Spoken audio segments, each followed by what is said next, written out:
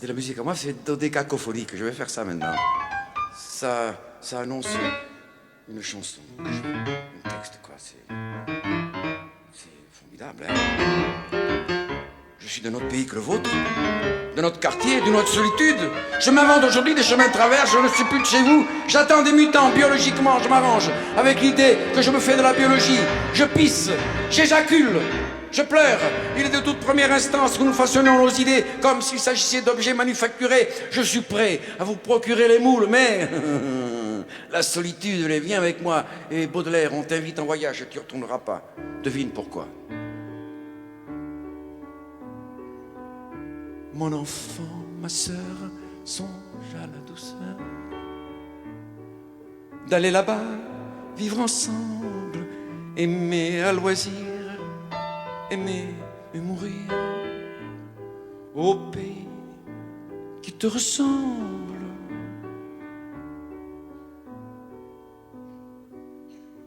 Là, tout n'est qu'ordre et beauté, luxe, calme et volupté.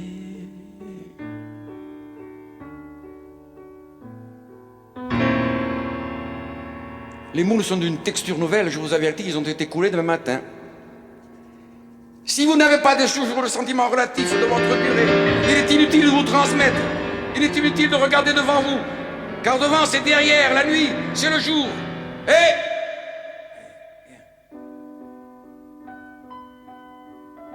si tu comprends pas bien ce que ça veut dire viens, je peux te parler dans la langue à la mode, qui va très bien avec ce quartier d'ailleurs. Come on, yeah, come on, yeah. Come on, yeah. Come on, yeah.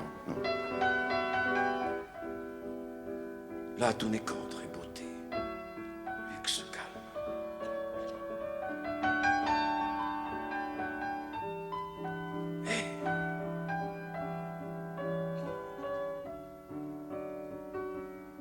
Volupté. Voir sur ces canaux dormir ces vaisseaux dont l'humeur est vagabonde, c'est pour assouvir ton moindre désir qu'ils viennent du bout du monde.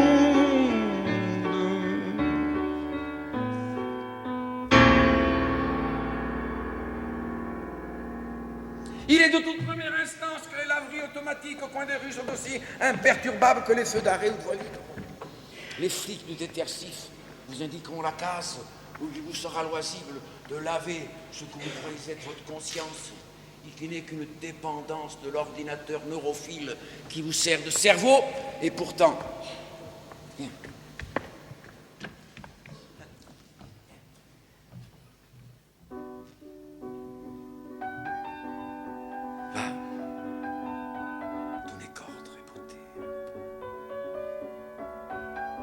luxe, calme et volupté. Là, tout n'est qu'ordre et beauté.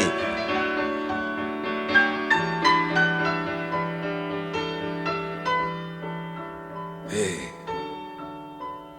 volupté.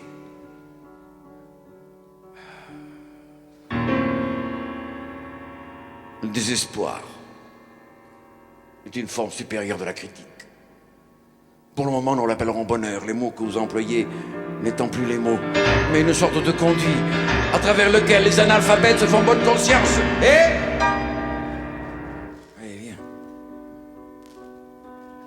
C'est facile pour moi de te dire, viens, moi ce soir j'ai fini. Demain, je m'en vais. Je retourne en Italie, dans ma maison. Et alors, ça a l'air d'être comme ça.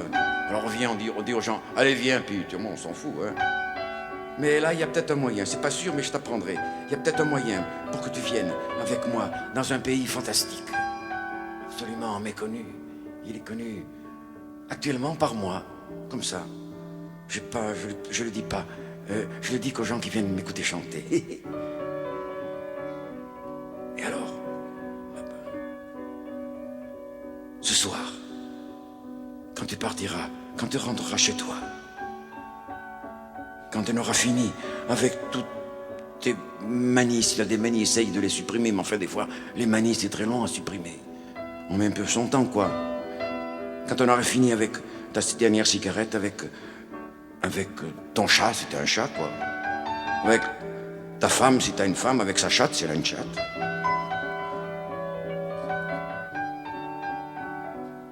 Quand on aura fini avec tes mômes, avec tout, quand tu plongeras dans cette mort figurée qui est le sommeil, n'oublie pas, tu es né tout seul, tu meurs tout seul entre les deux, et il y a des faits divers que je te souhaite de choisir, parce que la plupart du temps, ces faits divers, ils te sont imposés. Alors, fais tout ce que tu peux pour garder tes faits divers à toi. De toute façon, tu meurs tout seul, tu nais tout seul, tu meurs tout seul. Entre les deux dates, je te disais, il y avait des faits divers. Alors, quand tu as éteint ta lampe, tu es vraiment seul, hein, vraiment seul. Et alors, à ce moment-là, tu appuies sur tes paupières comme ça, et puis tu verras, au bout de 10 secondes, tu as dû le faire quand tu étais petit, on te l'a fait faire ça. Il y a des couleurs, tu lâches ta main, il y a des couleurs qui t'apparaissent. Fantastique, et puis, c'est pas celle-là. Il faudra les regarder, mais avec une autre couleur que tu ajouteras, pas n'importe laquelle, du mauve, non pas comme le mauve des lilas, non pas comme le mauve de la glycine, même le mauve de la bruyère, même quand elle est d'Apollinaire. Non, le mauve qui se trouve derrière les yeux de ton camarade. Le mauve qui se trouve derrière les yeux de ta camarade. À l'instant, à l'éternité de l'instant de l'amour. Ah, si tu connais pas, tu viens aussi avec moi, je t'apprendrai. C'est fantastique, ça. Les hommes mesurent le temps. La seconde, 1, 2, le dixième de seconde, 1, le centième de seconde, 1, le millième de seconde, le 10 millième de seconde, le 100 millième de seconde, le millionième de seconde, le 10 millionième de seconde. Dans 3-4 ans, il paraît une sorte de, comment on dit ça, de computer, de computer, n'est-ce pas, qui va mesurer le milliardième de seconde. Je ne sais pas comment ils font, mais alors là, c'est extraordinaire. Hein, parce que dans une seconde, il y a 1000 milliards. Il y a 1 milliard de milliardièmes, forcément, quoi. 100 milliardièmes, 200 milliardièmes, 600 milliardièmes, et ça n'en finit plus. En Sicile, on a découvert il n'y a pas longtemps la preuve qu'il y avait des hommes debout déjà il y a 3 500 000 ans. Hein? Et bien si parmi ces hommes, il y avait eu une sorte de type du CNRS, qui s'emmerdait dans la nature comme ça, et puis qui s'est dit, je vais compter la seconde, je vais aller de la première seconde à la seconde. Hein? Bon, il aurait commencé. Eh bien, ce soir, il sera là avec moi. Hein? Parce qu'évidemment, il m'aurait connu depuis, hein. Forcément, quoi. Et alors, il serait là à compter, il n'aurait pas fini. Et les hommes mesurent le temps. Tu rigoles, non? Pff, ça me débecte, ça. Ça me débecte vraiment. Et alors, quand j'étais petit, en 1900, je vais trop vite, là. Parce que, il y a le mauve. Oui, quand tu as trouvé ce mauve-là, tu verras Léo avec toi. Et on partira là-bas. Ah, là-bas, c'est magique, c'est extraordinaire. C'est, comment dire, c'est les larmes. Les larmes, c'est beau. La musique, c'est les larmes. Puis il n'y a pas de sexe, c'est autre chose. Il n'y a pas de sexe. Enfin. Et pourtant. Et là-bas, on te dira, quand tu auras trouvé ce mauve, t'entendras une voix qui te parlera comme ça. Après, je vais te traduire. Je vais essayer de le faire. C'est pas facile. Écoute bien. Écoute bien.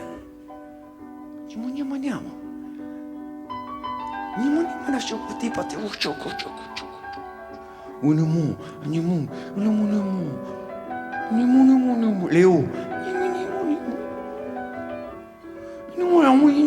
Léo.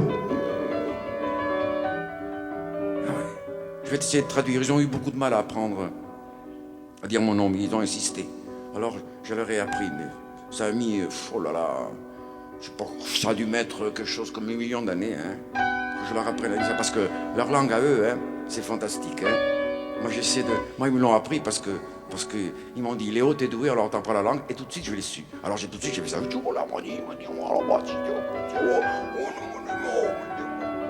Je te traduis maintenant.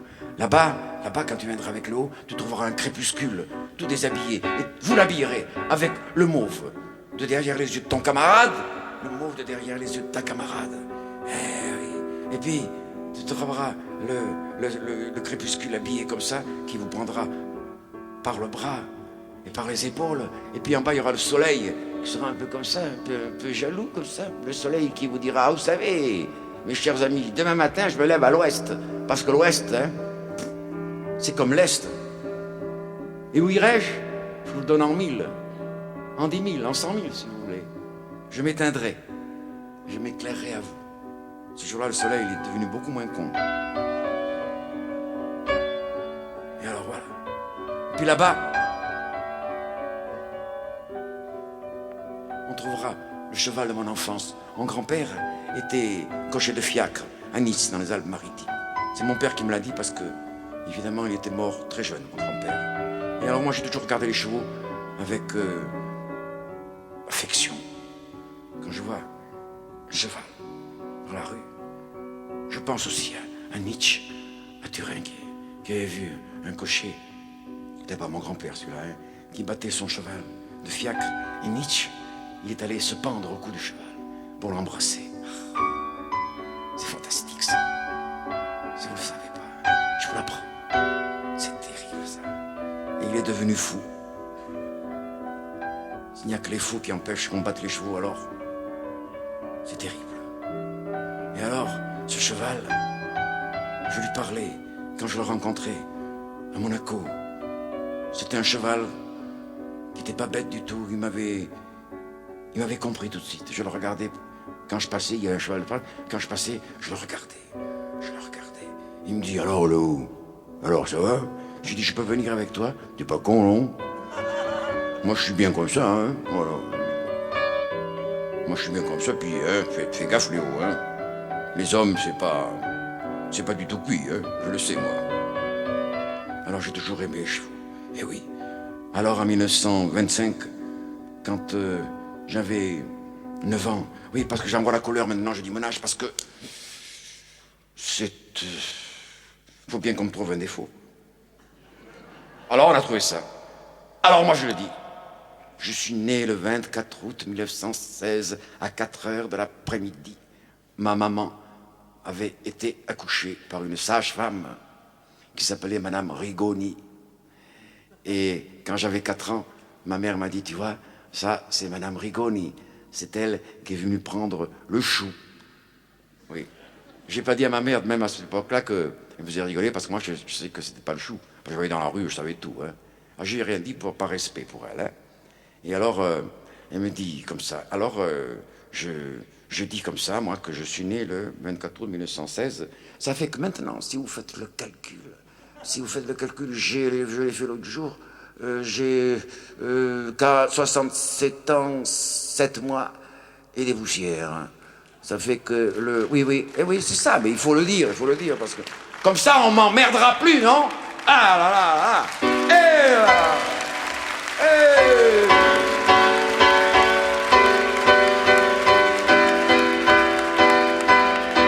Il y a des journalistes très gentils et des copains à moi. Ils ont besoin de nous et on a besoin d'eux. Il y en a de très gentils et c'est vrai. Je le dis parce qu'il y a des types très bien. Il y a des journalistes qui ne sont pas comme ça. Alors, j'en ai rencontré un en fin septembre 1981, quand il m'a vu, il m'a dit « Alors, Ferré, on vieillit ?» Alors j'ai fait ça. Et j'attendais qu'il me parle. Forcément, il allait me parler. Hein? Ce qu'il n'a pas manqué de faire. Alors il me dit « Mais qu'est-ce que vous faites là ?» J'ai dit « Je compte les secondes pendant lesquelles vous vieillissez aussi, monsieur. » Foutez le camp. Voilà. Comme ça.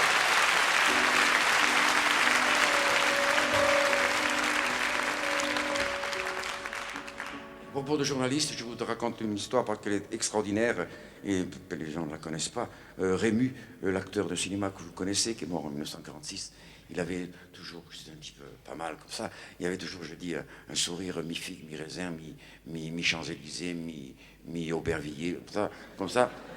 On ne savait pas s'il souriait. Des fois, il souriait là, des fois, il souriait là. Hein, c'était un type pas mal. Et un jour, il avait joué le Bourgeois gentilhomme et le Malade imaginaire à la Comédie Française. Bon, quand c'est un peu avant de mourir.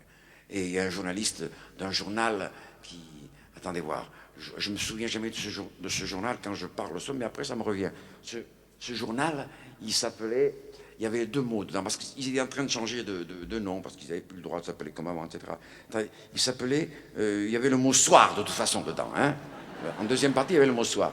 Et alors, après, ça me reviendra. Alors, Rému a fait demander par son secrétaire d'être reçu par le journaliste en question, qu'il avait étendu comme une vieille banane. C'est terrible. Quoi. Et alors, le journaliste, évidemment, l'a reçu. Quoi. Il est arrivé à François ou Paris Soir, je ne sais pas, c'est un deux, comme ça. C'est toujours la même maison, d'ailleurs. Et alors, le même immeuble, je veux dire. Quoi. Et alors, Rému, il est allé, à 11h du matin. Quoi. Il a été reçu par ce journaliste qui l'a fait rentrer, qui l'a fait asseoir en face de lui, et voilà. Et il ne parlait pas. Et le journaliste, il ne savait pas ce qu'il fallait dire. Il s'est dit, il va falloir que j'explique le coup de la Comédie Française. À un moment donné, il dit, alors vous êtes venu peut-être pour me parler de votre prochain film, peut-être que vous allez tourner dans un studio près de Paris, ou bien un extérieur, et quel metteur en scène, mais quel sujet, peut-être vous allez... Et l'autre, toujours mi-figue, mi-raisin, hein, mi-croissant, mi-machin, quoi, mi-orange, oui. Alors, l'orange, des fois, elle était acide, le croissant, il était pas mal. Et il parlait pas. Et alors l'autre, il finissait par... À un moment, il a allumé une cigarette, et puis il ne savait plus quoi dire, s'il voulait parler, s'il ne savait pas parler, s'il voulait dire quelque chose. Et à un moment, Rému, au bout d'une demi-heure, il a vérifié avec sa montre. Il s'est levé. Il a dit, au revoir, monsieur. J'étais venu vous voir travailler.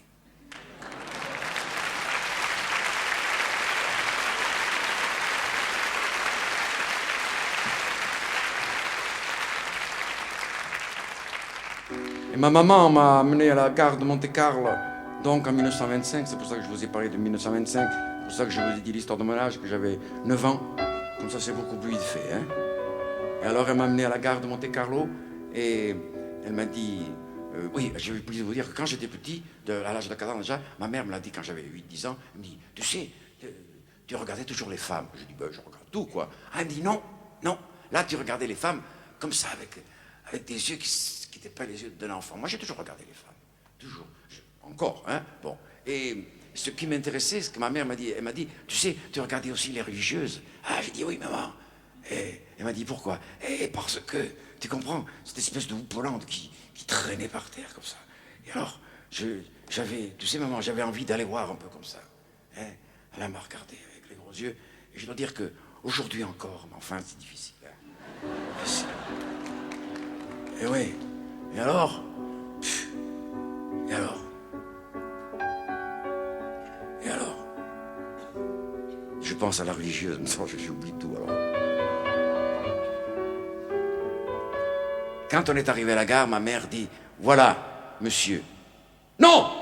Alors, qu'est-ce que je vois là? Un mec. Parce que moi, dans la rue, je regardais les femmes, mais pas les hommes. Et là, j'ai vu un homme avec une robe qui avait dû être noire. Je sais pas comment elle était un peu... Il y avait de tout dedans, quoi. Du jaune, du machin, violet, mais pas l'autre violet. Hein. Et puis, avec un rabat qui avait dû être blanc aussi. Alors là, il n'y a pas de problème. Pour voir s'il était blanc, il fallait vraiment chercher. Hein. Il fallait aller comme ça. Moi, je n'osais pas parce qu'il y avait toutes des dégueulasseries dessus, de petites merdes et tout ça. Et alors, j'ai regardé ce type, j'ai regardé ma mère, et je me suis dit, mais c'est un homme qui a une robe. Oh, comment ça se fait, ça? Et ma mère lui dit, voilà, monsieur... Non, madame! Cher frère! Si t'as jamais vu les frères des écoles chrétiennes, même dans un bocal, il faut y aller, il faut les voir. Hein. Ça vaut le coup, hein. Crois-moi, hein. Ça vaut le coup. Et alors, ma mère me dit non, madame, cher frère. Voilà, cher frère, je vous apporte Léo Ferré. Non, madame. Ma mère me regarde, je la regarde, elle me regarde, je la regarde, je la regarde, je la regarde. Léo 38.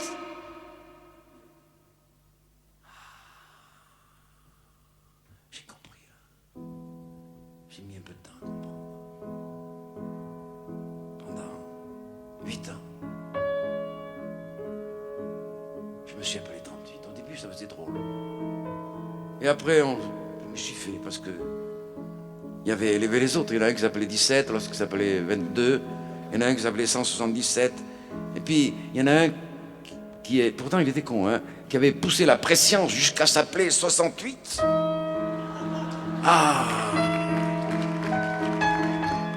Et alors là, voilà. On était en prison. Les enfants en prison, ils ne savent pas qu'ils sont en prison. Les hommes qui sont dans les prisons des hommes, ils savent pourquoi d'abord. La plupart du temps, puis ils peuvent, comme je dis, cracher mentalement à la gueule de ceux qui les ont mis, de ceux qui les maintiennent, hein, n'est-ce pas? Tandis qu'un enfant, il sait pas, non pas parce qu'il n'a pas de salive, il en a, hein, mais il n'y pense pas, parce qu'il ne croit pas qu'il est en prison. Il souffre sans savoir que c'est une prison. Moi, il y avait des murs de 2,50 m ou 3 mètres, je ne me souviens pas, en pierre, et j'ai pas le souvenir d'un copain qui était faire le mur, quoi. Une fois, j'ai essayé de faire le mur, moi, par le portail. Alors, ils m'ont pris tout de suite, quoi. Mais vous savez pourquoi? Les enfants, ils se rendent pas compte. Ils se rendent pas compte. En tout cas, quand j'étais petit, moi. Quand j'étais petit. C'était pas drôle. Pas du tout. Les enfants, malgré un livre où j'avais lu, quand j'avais 12-13 ans, un livre où le titre disait que les enfants étaient des philosophes et des poètes. Les enfants, vous savez ce que c'est, les enfants? Le drame des enfants, c'est qu'ils sont des enfants.